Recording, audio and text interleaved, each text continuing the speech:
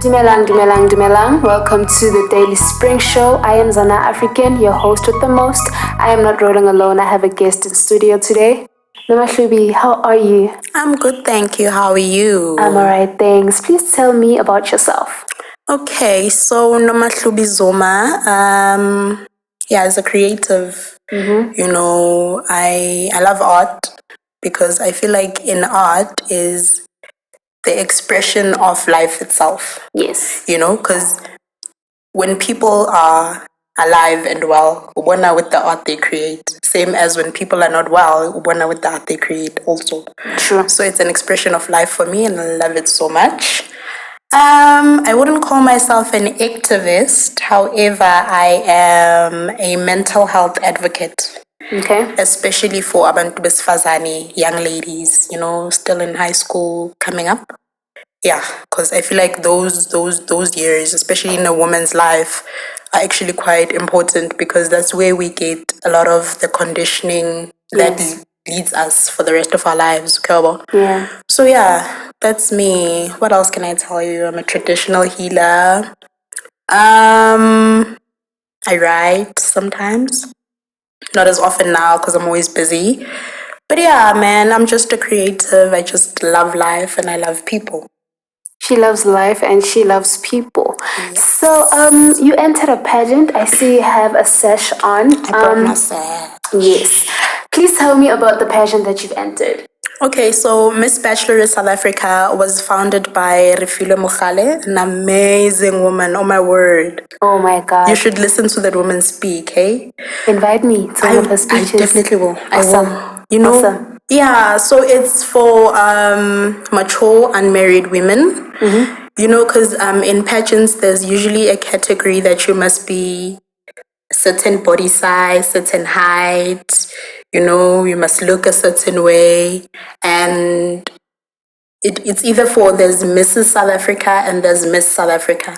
Yes. So if you're not married and if you are not maybe a size 6 or size, whatever. Basically, if you're not in those confinements, basically. Yeah, if you don't fit in any of those categories, then it means you're not pageant material.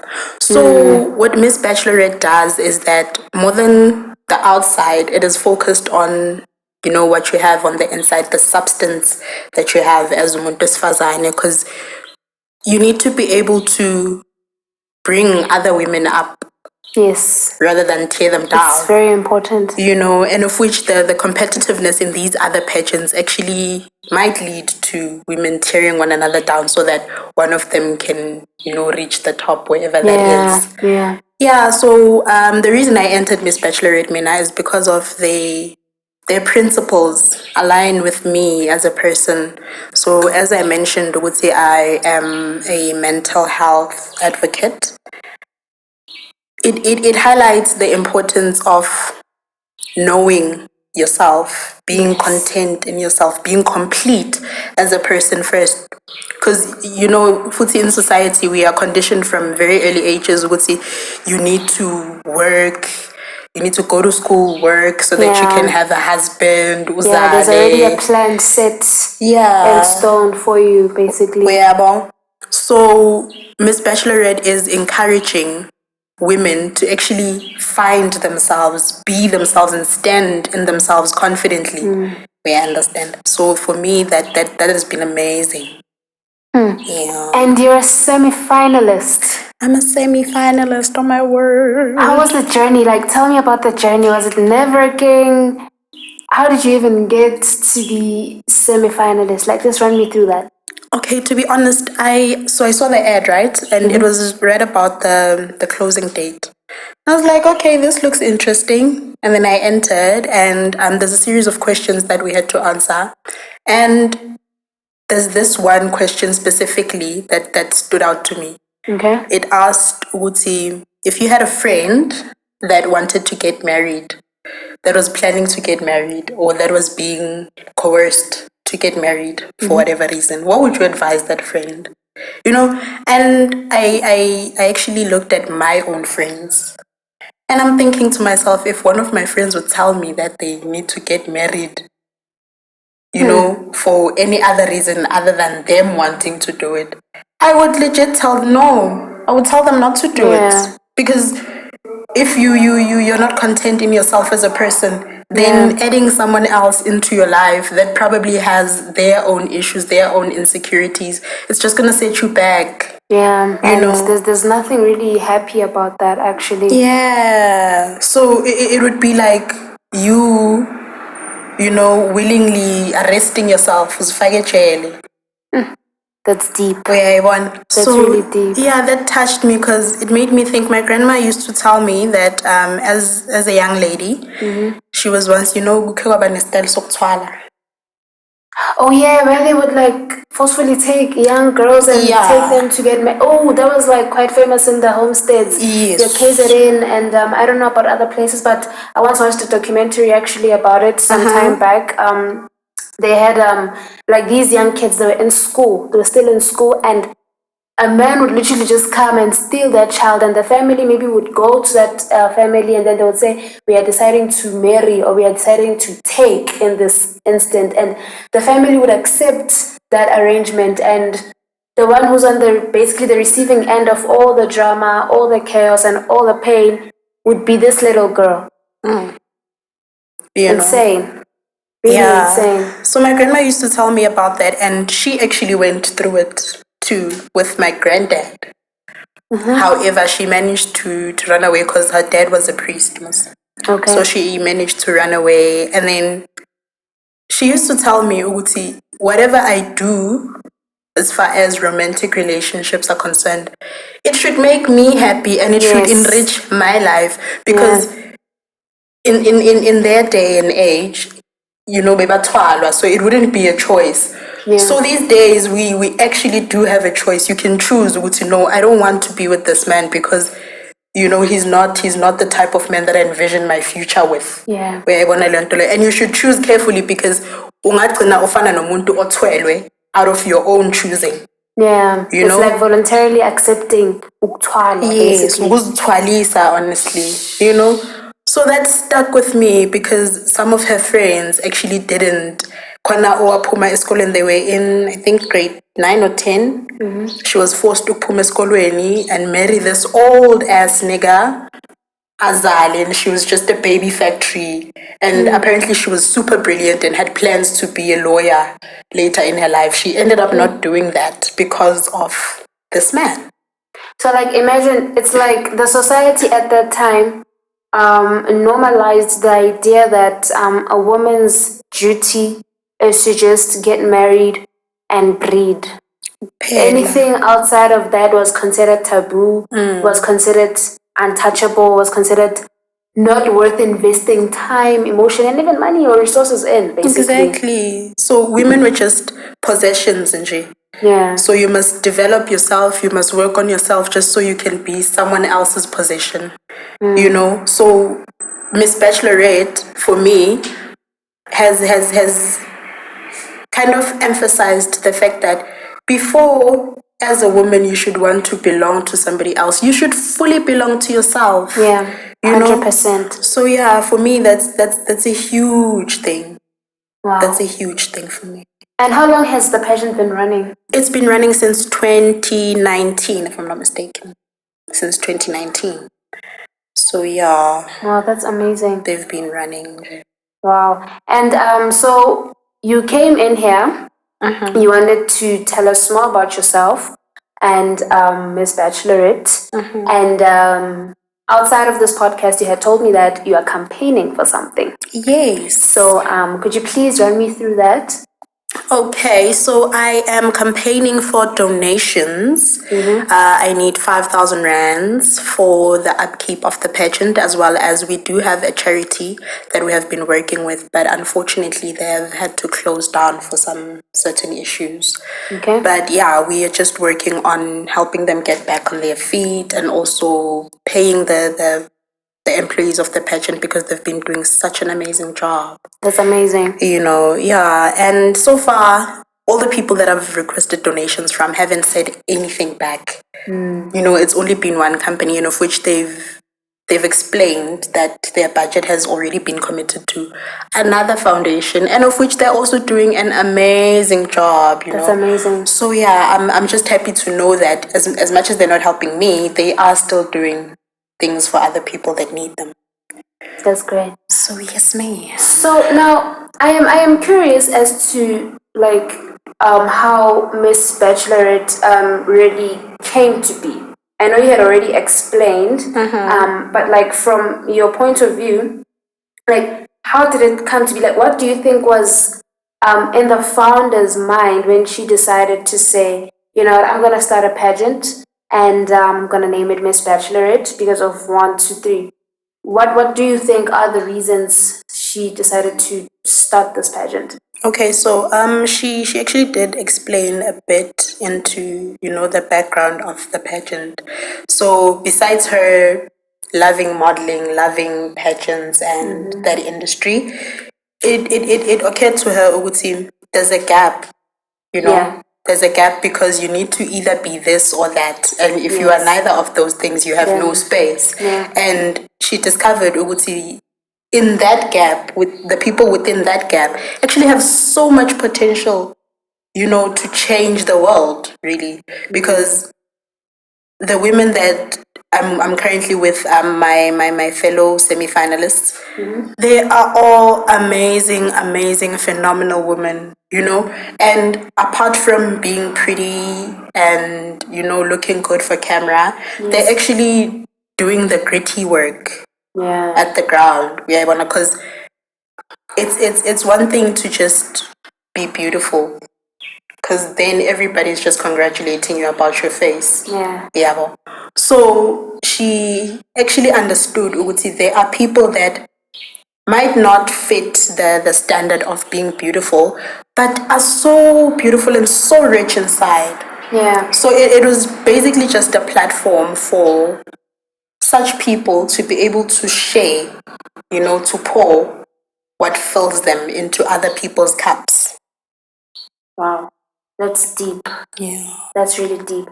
So what inspired you to enter the pageant?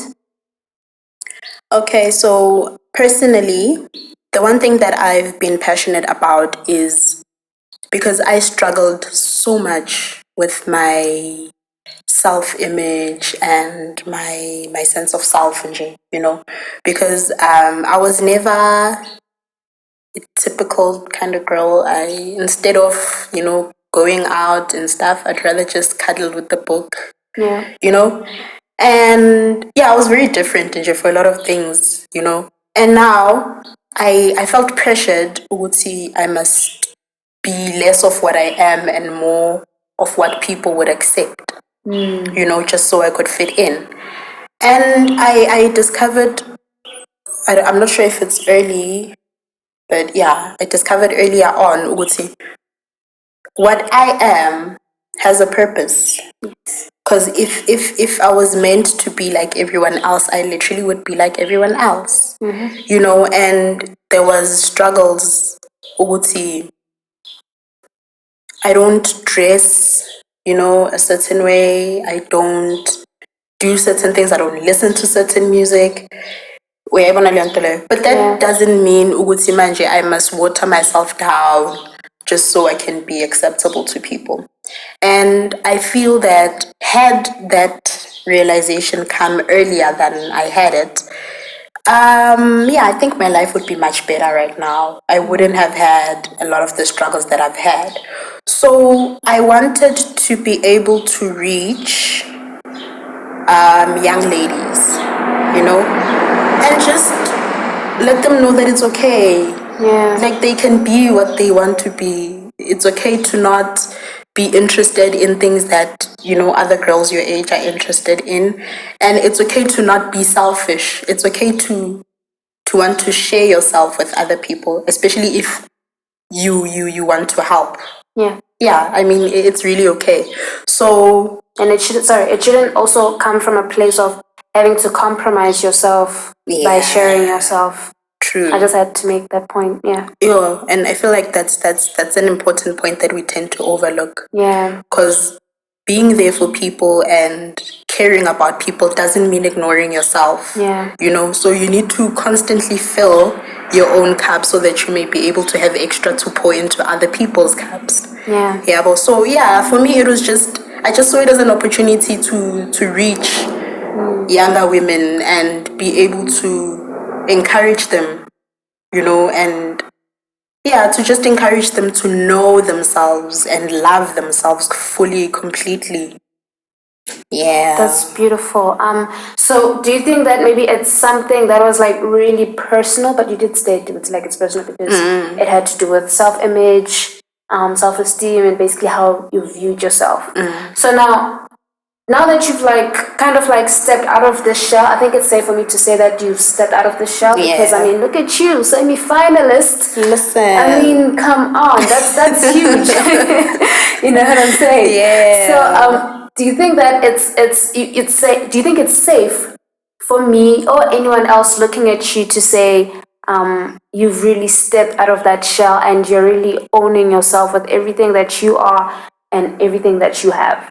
Totally, and it makes me happy to hear you saying that because, you know, when you do the work internally, Yeah. seeing external results, it takes quite a while. Yeah. And when you don't see those external results, it's very easy to be discouraged. Uguti, is what I'm doing even working? Yeah. You know, is it even beneficial? Yeah. But now, if from outside you can actually see that I've stepped out of the shell, it means all the work that I've been doing has actually culminated to this, and it makes me so happy. I might even cry.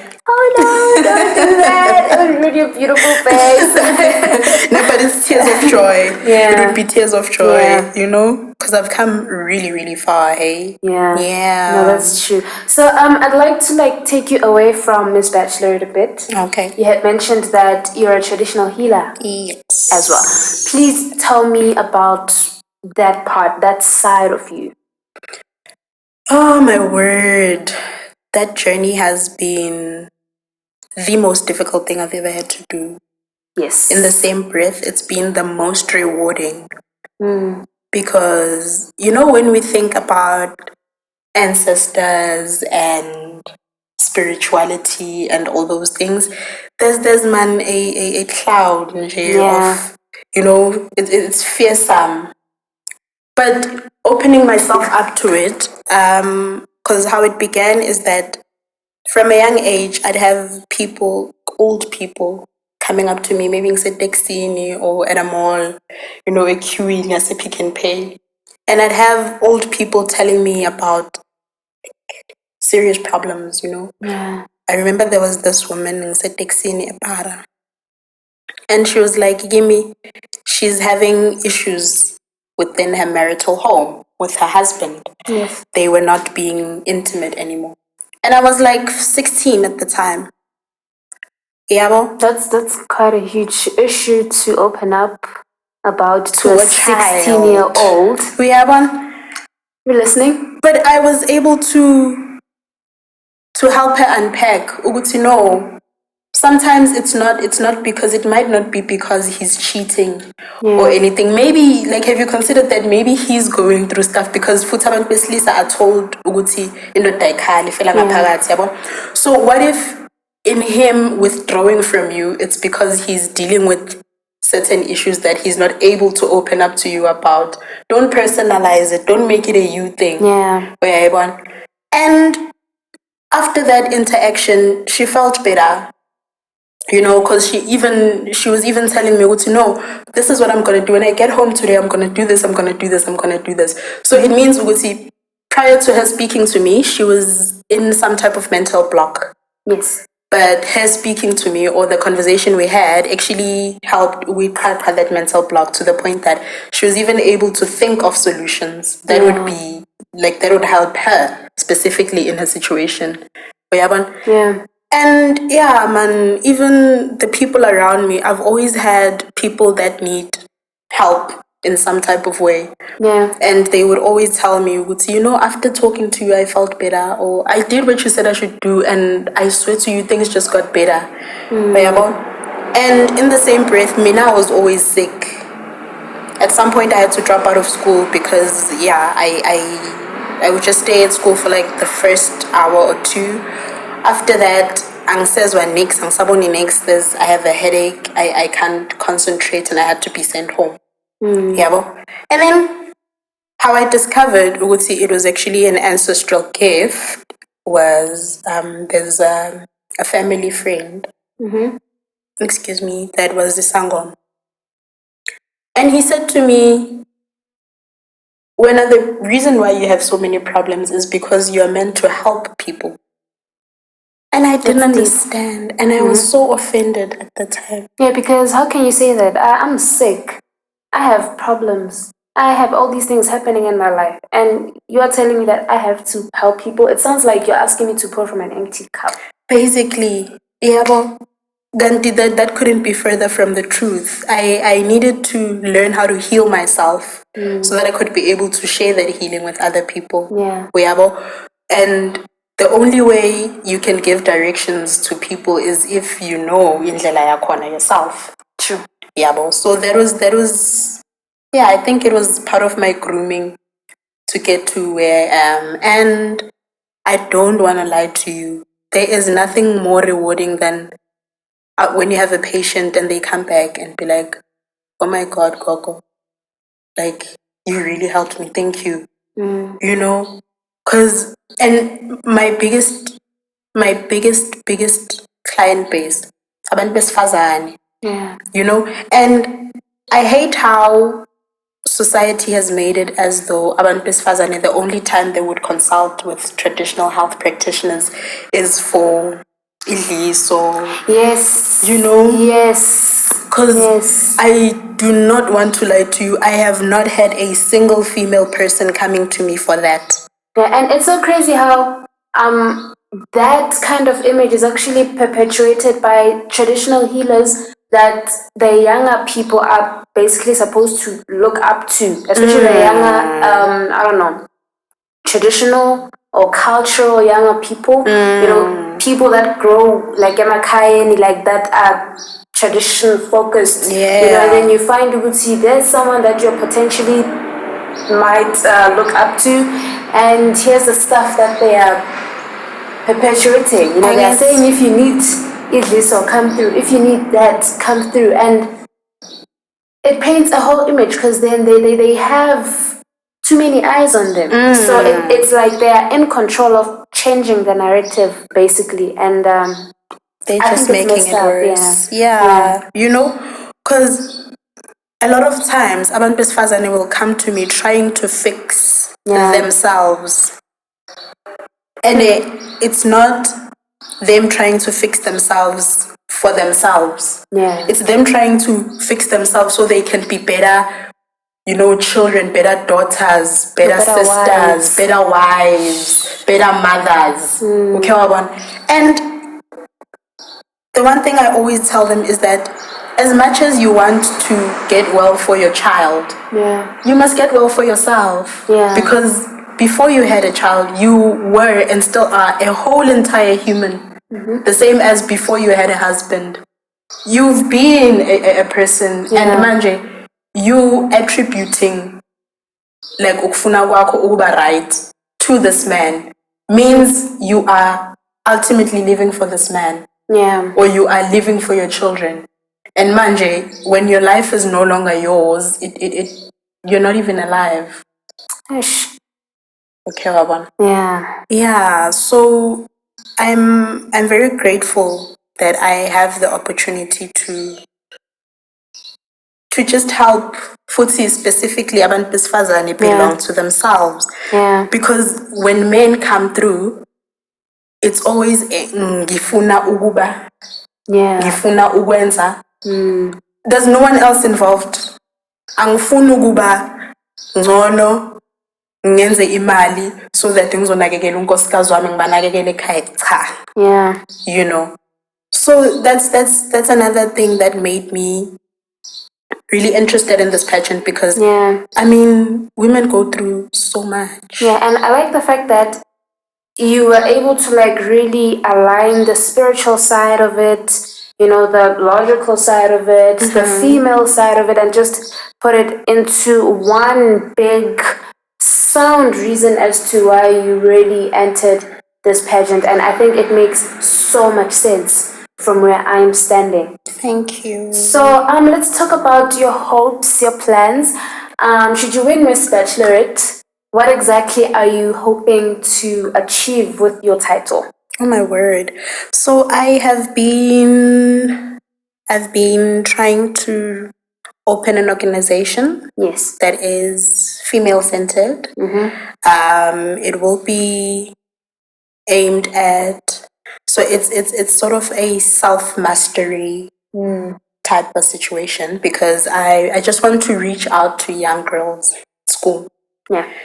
Yeah, and teach them the importance of knowing yourself, and teach them the importance of loving yourself, and wanting to be a full, complete person for yourself before you want to be anything for anybody else. Yeah.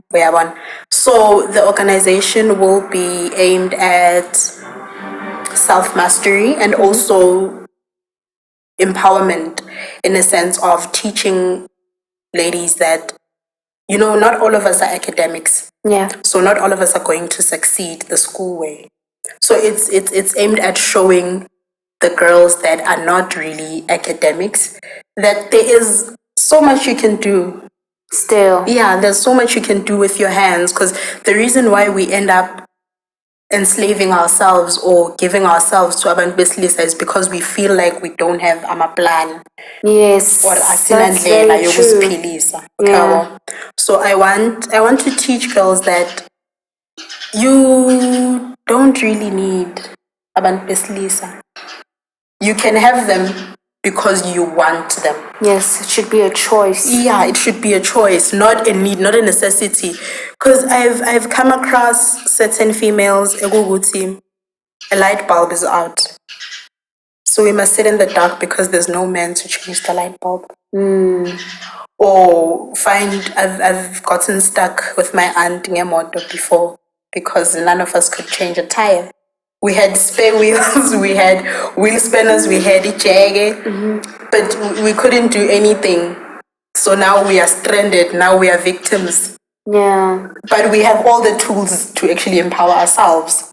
Yeah, so I just need abantu besifazane, especially the younger ones, to understand ukuthi a man or anyone else for that matter must come into your life as an extra, not as, part of the cast. Yeah. No, because you the must main character, the listen. steering. You must be. Come down. You must write your script, direct it, and main character your own script. You understand? And all of these must not be reliant on anyone else but yourself. Yeah. The narrative of how you want your life to go is yours. So I just want to encourage them to just get out of victim mode. Yeah. Yeah. And I think, the reason why let me not say the reason why we as females actually do not really realize that we are in victim mode is because it's something that we are taught from a young age. True. It's something that we are born into. It's a system that we're already born into, this patriarchal system. It's like your sole purpose is to do that. From spirituality, from religion as well. Like literally anywhere where you try to really grow up as a female, just know that you will be met with conditions that will condition you into believing that your sole purpose is to do that. Even if you can say, nah, I'm a working professional, but at the end of the day, you will constantly feel like, I need a man to complete me. Yeah. Or I need to involve a man somehow in my life. And don't get me wrong, I'm not saying men shouldn't be involved. But I believe that a woman should be able to say, I am, before she could say, he is or we are. Exactly. Before, as a woman, because when you get married, excuse me, you start existing in your husband's shadow.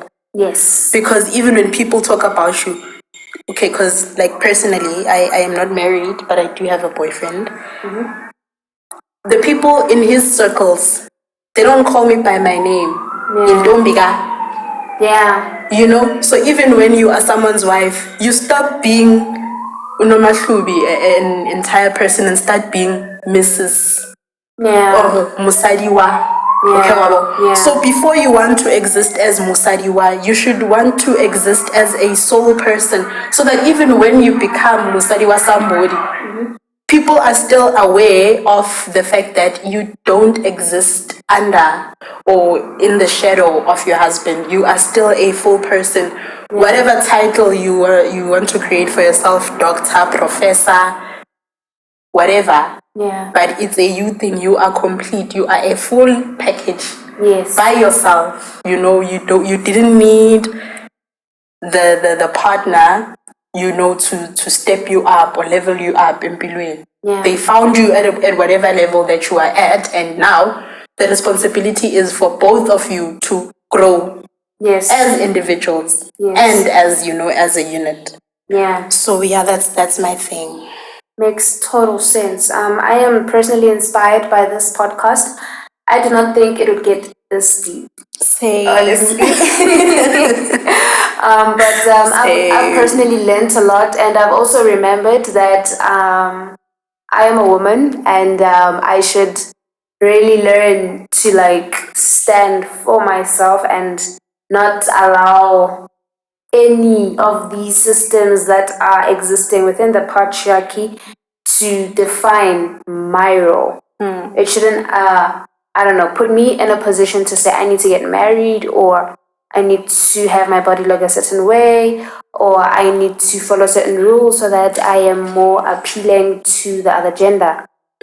So, yeah. So back to the campaign before we wrap up. You had said that you need to raise 5,000 Rand in donations. So if you're watching this, if you're listening, this is our call to you. This is my call to you. It's the Daily Spring Show's call to you to please help Nomahlubi raise that 5,000 Rands. Is it in cash, or are they allowed to do in-kind donations as well? Like maybe if they want to donate maybe clothes in place of the cash, maybe. The cash. Or okay, so is that arrangement possible? Currently, because I'm still a semi-finalist, I just need the money. Okay. I just need cash. And then if it happens that I actually make it as a finalist, because then I will have to choose you know, organizations that I would like to help, then donations in clothing and services will be welcome. Awesome. So you guys heard. Please do help us. I will personally be donating as well, and I hope that you will be donating as well. This is the African from the Daily Spring Show. Thank you so much for watching. Until next time, we're signing out. Thank you so much for having me. It's been an honor.